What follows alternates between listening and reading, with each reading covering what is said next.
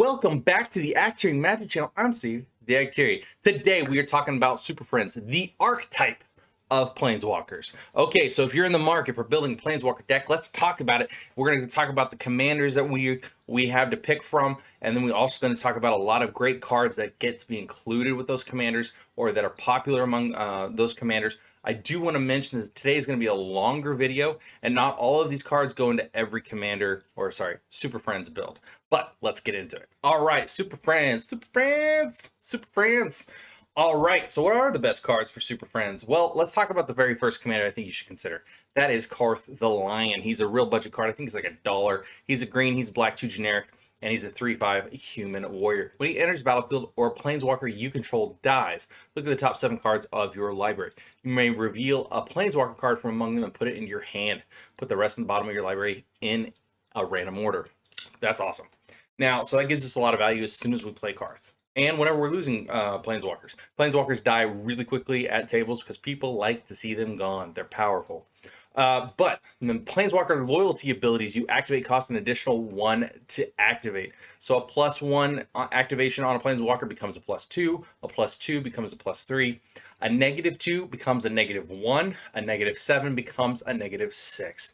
Very cool commander. He can be run in a lot of the rest of the builds that we're talking about today. Okay. Also, Atraxa Praetor's Voice is my personal favorite commander for Super Friends. She's a black, blue, green, and white, everything but red. Angel Horror, 4/4 flying, vigilance, death touch, and lifelink. At the beginning of your end step, Proliferate. Trivia for you, if you know why red is not included, talk about it in the comments below. There's a trivia. There's the flavor. There's a flavor reason why red's not included in her casting cost. Okay, so she proliferates at the end of our at the end step. So all of our 1/1 counters, all of our loyalty counters, we can now add an additional 1 at the end of our turn. So we play Atraxa. Any commander, any planeswalkers we have out are immediately going to get a chance to add another loyalty counter to them because their loyalty, their counters. Sweet. We love them, love them, love them. I love Atraxa, and again, she can be played in so many of these different builds. Next up, a very popular Super Friends commander is Sisay, Weatherlight Captain. She's a white, she's 2 generic, 2/2. She gets +1/1 for each color among legendary permanents you control. All planeswalkers are legendary. Warburg, search your library for a legendary permanent card with converted mana cost less than Sisay's power. Put that card on the battlefield, then shuffle your library. So for instance, if you happen to have Sisay, Weatherlight Captain, and you have Atraxa Praetor's Voice, that means with Sisay, you have +4/4 on Sisay because you have blue, white, green, and a black on Atraxa. So now Sisay is a 6/6 just with having Atraxa in play. That means that whenever you cast Warburg, or sorry, activate Warburg, you can search for something converted mana cost 5 or less. A legendary permanent card converted mana cost 5 or less if she's a 6/6. Blech. Anyway, so that means you can basically search up a huge chunk of your planeswalkers with Sisay. So this is one of the routes you can go. Another one you can go with, and I really like this one a lot, is Esika, God of the Tree. This one's really, really popular in Brawl on MTG Arena, for better or for worse. Anyway, she's a double green, 1 generic legendary god. Vigilance, tap, add a mana of any color. Other legendary creatures you control have vigilance and tap, add 1 mana of any color. Additionally, at the beginning of your upkeep, reveal cards from the top of your library until you reveal a creature or planeswalker. Put that card on the battlefield and the rest on the bottom of your library in a random order. So Prismatic Bridge, it's just going to start getting you value immediately. If you don't have a whole lot of creatures, you're just going to hit all your planeswalkers. It's fantastic. Kind of gross. Fantastic. All right, next up we have ways to protect our stuff. If you notice, Esika, the legendary enchantment, this next one is particularly pertaining to Prismatic Bridge, and that's Sterling Grove. It protects our enchantments, gives them Shroud. We can also search our library for enchantments and put them on top if we want to with Sterling Grove. It's very good. Privileged Position gives other permanents we control hexproof. It doesn't actually say hexproof, which is interesting to note because if you have some other thing that says remove hexproof from permanents, say for instance Shadow Spear, I believe it doesn't remove Privileged Position's hexproof basically. So just keep that in mind. Privileged Position is a unique wording. Cool. Now let's talk about some more protection cards I recommend: Swan Song and Fierce Guardianship. These are just great, super inexpensive ways of protecting our planeswalkers from basically targeted removal. Swan Song encounters enchantments, instants, or sorceries, but it gives them a 2/2 bird. We have to weigh it out, right? And then Fierce Guardianship will counter a target non-creature spell. If we control our commander, it'll do it for free. Both really great. Fierce Guardianship is like a $60 card though, so completely understand if you don't run that. Another good one: Dispel or Spell Pierce. Anyway, Planeswalker Stus. All right, so let's talk about casting our Planeswalkers. Oath of Ajani is a green and a white enchantment. It says when it enters battlefield, put one counter on each creature you control. Okay, whatever. Planeswalker spells you cast cost one less to cast. Fantastic. Oath of Nissa is one green, legendary enchantment, and enters battlefield. Look at the top 3 cards of your library. You may reveal a creature, land, or planeswalker card from among them and put it in your hand.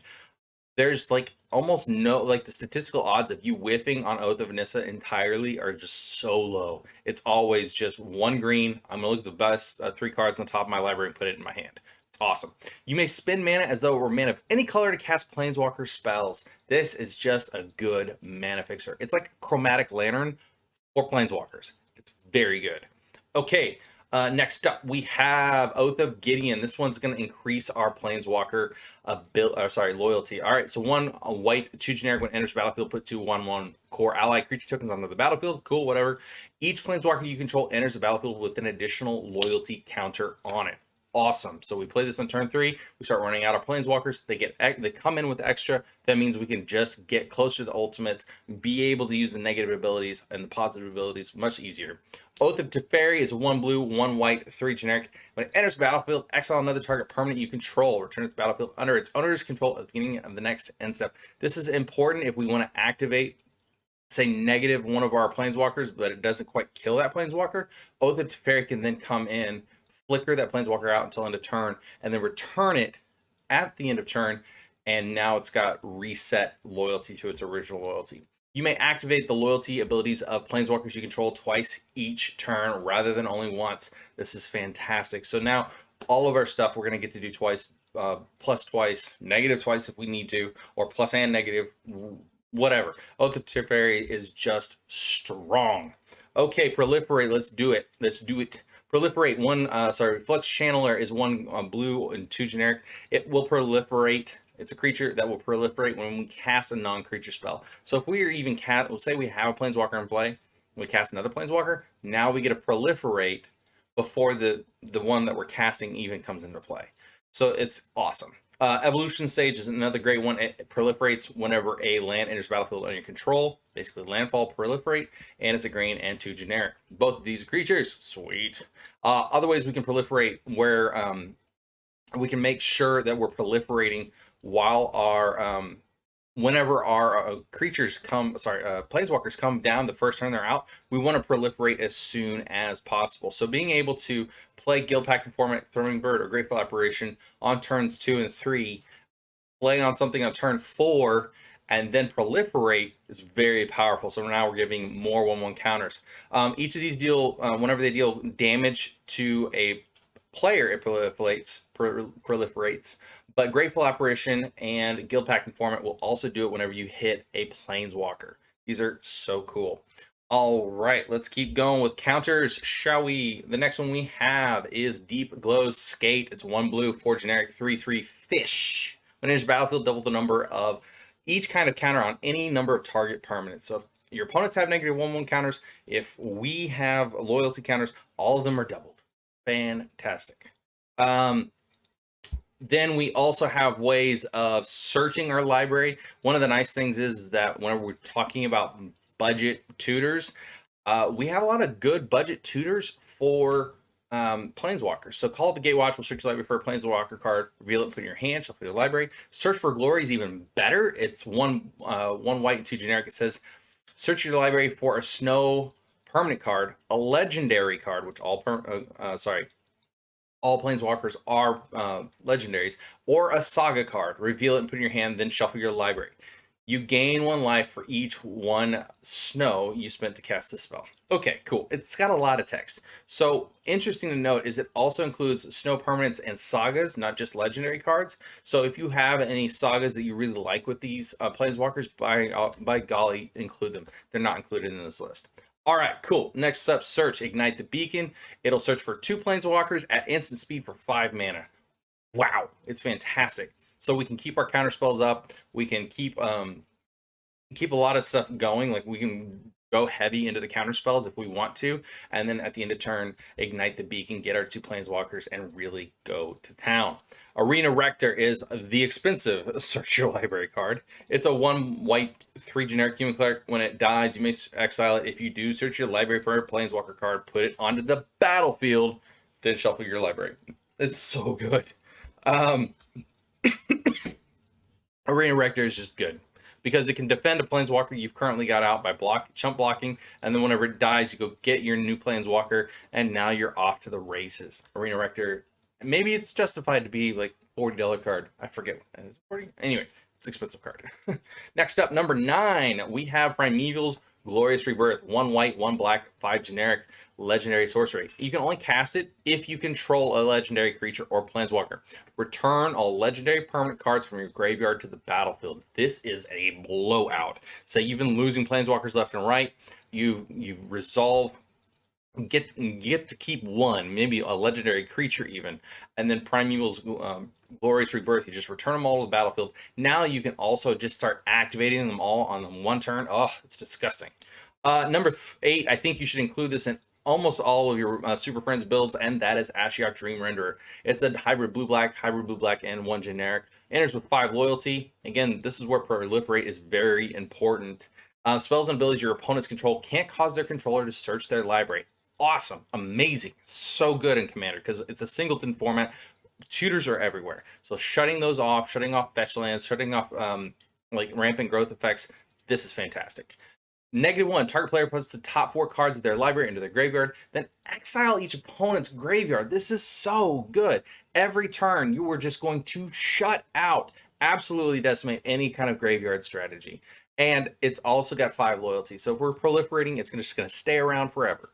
All right, number 7, Narset Powder Veils. If you are playing Commander, you're trying to draw cards. Double blue, 1 generic, 5 loyalty. Each opponent can't draw more than 1 card each turn. Yes, please. Stop it with all of this stuff that's drawing you extra cards. Stop it. -2, look at the top 4 cards of your library. You may reveal a non-creature card from among them and put it in non-creature, non-land card from among them and put it in your hand. Put the rest in the bottom of your library in a random order. So this is really great because it's going to get us planeswalkers. It's fantastic. It says non-creature, non-land. Yes, please. I'll get a planeswalker. I'll get a sorcery that finds me a planeswalker. I'll get a removal spell. Whatever. Narset Powder Veils, auto include. All right, number 6, and I think that Narset could probably be higher than this one, and that's Ajani the Great-Hearted. It's a white, it's a green, it's 2 generic, 5 loyalty. Creatures you control have vigilance. Okay, cool. So now our proliferate creatures can just swing away and then also chump block. +1, you gain 3 life. -2, put a 1/1 counter on each creature you control and a loyalty counter on each other planeswalker you control. Very useful. So now we have another way of increasing the number of loyalty counters on our planeswalkers. So highly encouraged to play this. This is a budget card. I think it's around the $1 or to $2 range. I think for people that are looking for that budget range, this one's a good include. Next up, we have Kasmina Enigma Sage, a green, a blue, and 1 generic 2 mana. Each other planeswalker you control has the loyalty abilities of Kasmina Enigma Sage. If you noticed, we have 2 on our list that only have negative abilities. But with Kasmina, once we get them down really low on their loyalty, we can use the +2 and scry 1. It is fantastic. So with Kasmina out, we're going to give those uncommon planeswalkers that don't have a plus ability, we're going to give them a plus ability, and we're going to get to use them longer. -X, create a fractal creature with X/1/1 counters on it. Okay, cool. Search your library for instant or sorcery card that shares a card or shares a color with this planeswalker. Exile that card, then shuffle your library. You may cast that card without paying its mana cost. It doesn't say until end of turn that you may cast this spell, and so basically you can go and get like a ramp spell, Or you can go get a counterspell, or you can go get all kinds of good stuff. So, but counterspell and ramp are the first ones that come to mind with that -8. I don't think you're gonna do that. You're gonna do the +2 for your other planeswalkers. All right, Teferi, he's so good. There's a Chain Veil combo with him. If you want to include that in the deck, it's an amazing card just in general. Didn't make the list. Teferi Temporal Mage is double blue, 4 generic, 5 loyalty. It says, look at the top, and +1, look at the top cards of your 2 cards of your library, put 1 in your hand and the other in bottom of your library. -1, untap up to 4 target permanents. Sweet. So we get to play him for 6, untap 4 mana, then we can play something else for 4, like an Ajani Greg Pridemate, or Greathearted, or even our Atraxa.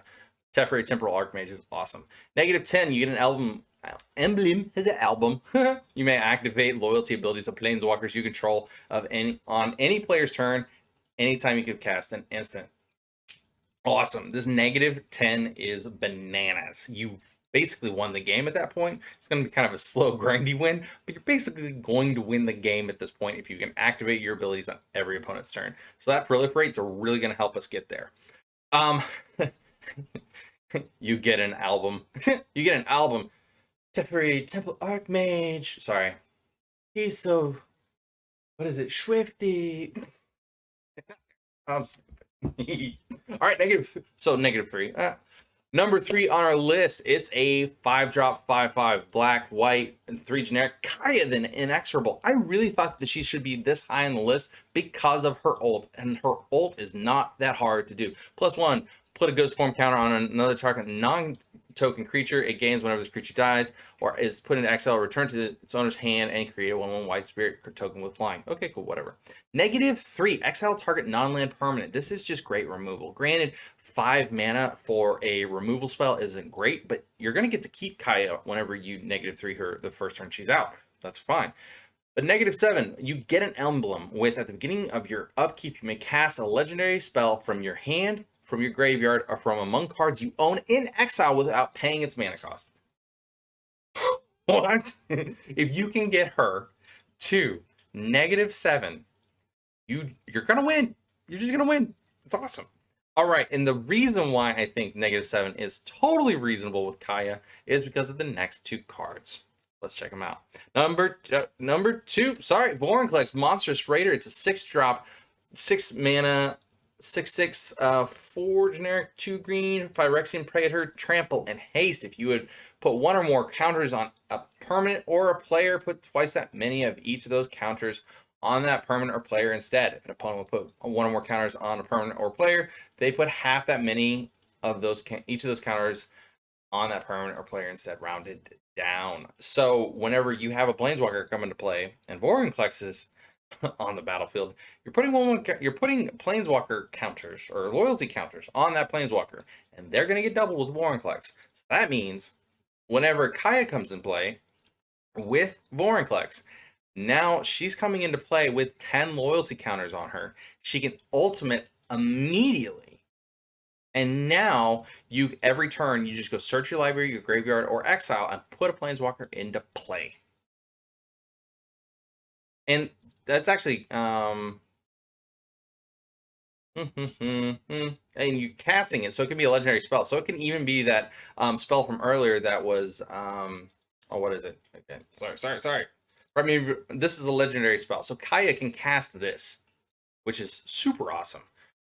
So that's bananas in my opinion. So Vorinclex lets us ult immediately for a lot of planeswalkers. Similarly with Doubling Season, absolutely the best card you can be running in any planeswalker build is Doubling Season. 1 green, 4 generic enchantment. If an effect would put 1 or more tokens into play under your control, it puts twice that many into play instead. If an effect would place 1 or more counters on a permanent you control, place twice that many on that permanent instead.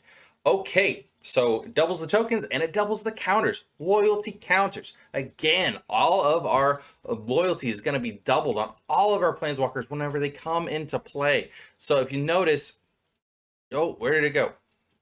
So if you notice, Teferi can ult the turn he comes into play. Kaya can ult the turn she comes into play.